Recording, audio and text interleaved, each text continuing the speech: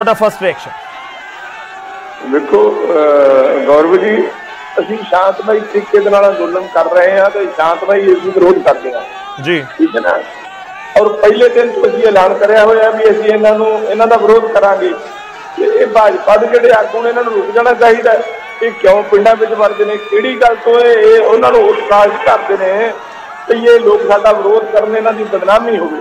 ਇਹਨਾਂ ਨੂੰ ਘਰਾਂ 'ਚ ਟਿਕ ਕੇ ਬਹਿ ਜਾਣਾ ਚਾਹੀਦਾ। ਕਿਉਂ ਨਹੀਂ ਆਰਾਮ ਆਉਂਦਾ ਇਹਨਾਂ ਨੂੰ? ਕਿਹੜੀ ਗੱਲ ਤੋਂ ਇਹ ਭਾਸ਼ਣਾਂ ਨੂੰ ਤੁਰੇ ਫਿਰਦੇ ਨੇ? ਜਿਹੜੇ ਕਿਸਾਨ ਇੰਨੇ ਉੱਤੇ ਬੈਠੇ ਸੜਕਾਂ ਦੇ ਉੱਤੇ, ਸਾਰਾ ਦੇਸ਼ ਬੈਠਾ, 800 ਦੇ ਕਿਸਾਨ ਮਜ਼ਦੂਰ ਉੱਤੇ ਸ਼ਹੀਦ ਹੋ ਗਿਆ। ਉਸ ਪਾਸੇ ਤੇ ਇਹਨਾਂ ਨੂੰ ਚਿੰਤਾ ਨਹੀਂ, ਇਹਨਾਂ ਨੂੰ ਘਟਨਾ ਨਹੀਂ ਲੱਗੀ ਹੈ ਤੇ ਵਿਰੋਧ ਤਾਂ ਇਹਨਾਂ ਦਾ ਹੋਊਗਾ ਹੀ ਹੋਊਗਾ।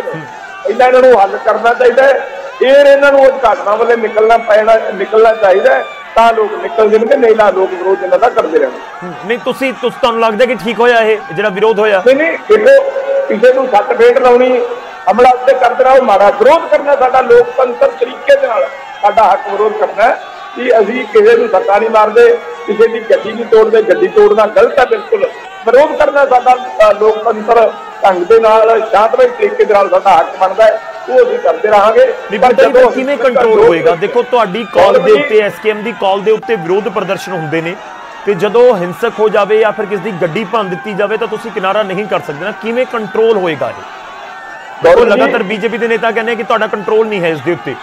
ਗੌਰਵ ਜੀ, ਮੈਂ ਤੁਹਾਨੂੰ ਇੱਕ ਗੱਲ ਦੱਸ ਦਿੰਦਾ, ਕਈ ਵਾਰ ਕੋਈ ਸ਼ਰਾਰਤੀ ਅਨਸਰ ਵੀ ਬਣ ਜਾਂਦੇ ਨੇ। ਜਦੋਂ ਅਸੀਂ ਸਾਡੇ ਪੰਜਾਬ ਦੇ ਅੰਦਰ ਜਦੋਂ ਰੈਲੀਆਂ ਸ਼ੁਰੂ ਹੋ ਜਾਂਦੇ, ਅਸੀਂ ਤਾਂ ਹੀ ਅਪੀਲਾਂ ਕੀਤੀਆਂ ਸੀ ਵੀ ਅਸੀਂ ਸਵਾਲਾਂ ਦੀ ਵੀ ਗੱਲ ਕਰਦੇ, ਇਹਨਾਂ ਨੂੰ ਸਵਾਲ ਕੀਤੇ ਜਾਣ।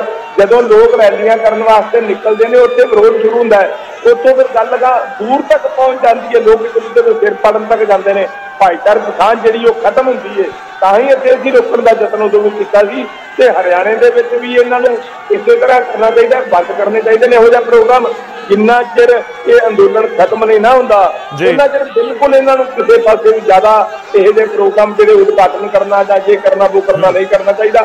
ਜਾਂ ਫਿਰ ਪਹਿਲਾਂ ਸਭ ਤੋਂ ਇਹਨਾਂ ਨੂੰ। ਠੀਕ ਹੈ ਬੂਟਾ ਜੀ, ਮੇਰੇ ਨਾਲ ਦੇ ਫੋਨ ਲਾਈਨ ਦੇ ਉੱਤੇ ਇਸ ਸਮੇਂ ਸਾਡੇ ਨਾਲ रमन मलिक जी भी जुड़े हुए ने, हरियाणा बीजेपी के सीनियर लीडर ने। मलिक जी देखिए, बहुत क्लियर कह रहे हैं कि जब तक ये विवाद शांत नहीं होता आप अपने सारे प्रोग्राम्स जो हैं उनको स्थगित कर दीजिए, मत कीजिए, ऐसी स्थिति बनती है। आपको संविधान ये अधिकार देता है कि किसी की गाड़ी के ऊपर तोड़ें? वो इसका विरोध कर रहे हैं, वो कह रहे हैं नहीं होना चाहिए।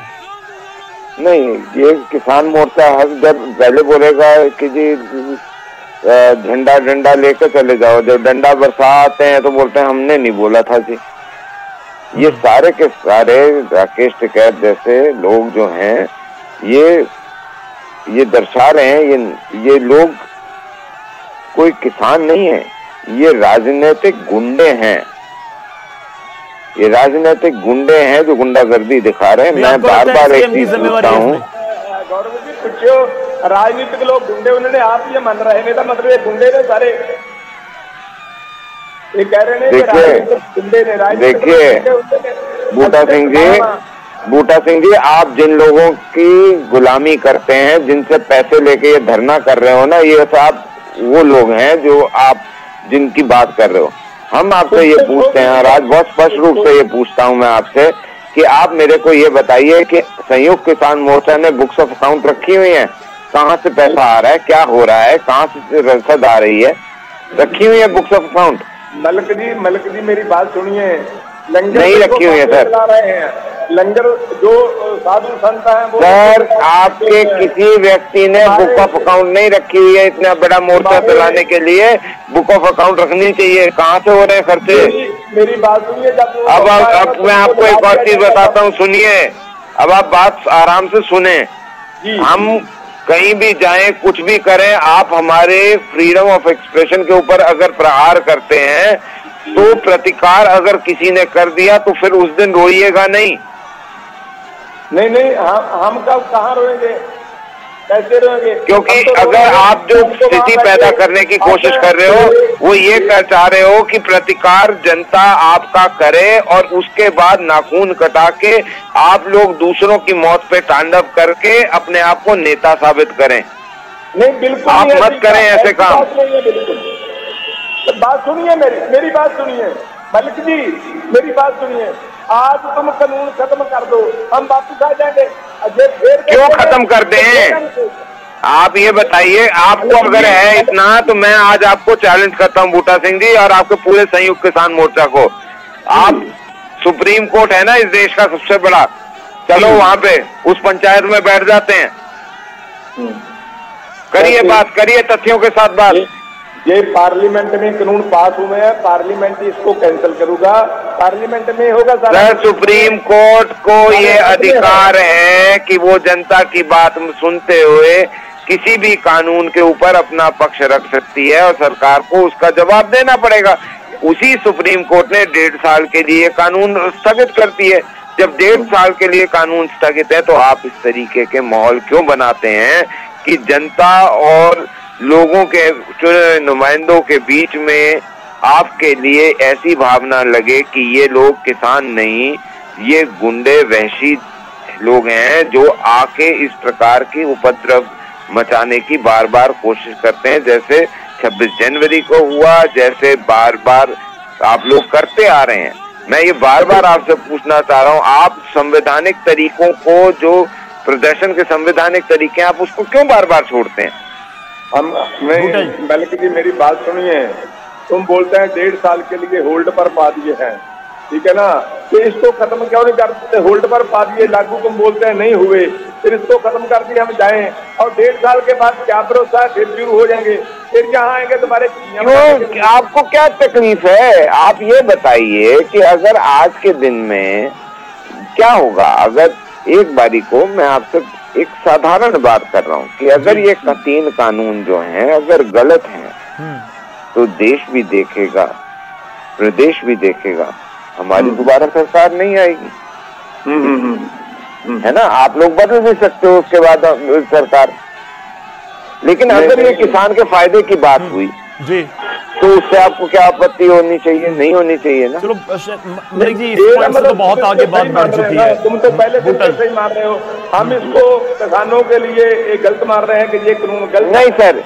सर एक तो ये तुम करने की बजाय मैं आप बोल रहा हूँ और आप बाबा तुम कर रहे हो, तो उसका जवाब मैं भी उसी भाषा में दे दूंगा। मैं तो तुमको, मैं गलत तो नहीं बोल रहा, मैं तो तुसी बोल रहा हूँ, तुमको बोल रहा हूँ, तुसी बोल रहा हूँ, मैं नजायज नहीं बोल रहा कोई शायद भाषा। कोई बात नहीं, वो आपका मंशा और वो आपकी प्रवृत्ति बताएगा, मेरी प्रवृत्ति नहीं दर्शाएगा। मैं आपसे सिर्फ इतना बोल रहा हूँ कि अगर आप हमारा विरोध कर रहे हैं तो क्या हमारे को ये अधिकार है कि हम आपके ऊपर राह चलते हुए जब आपके लोग हों तो हम भी आपकी तरह उसके ऊपर पथराव करें, विरोध करें, गाड़ियां तोड़ें? बूटा जी, ये अधिकार है क्या हमारे पास? जी बूटा जी।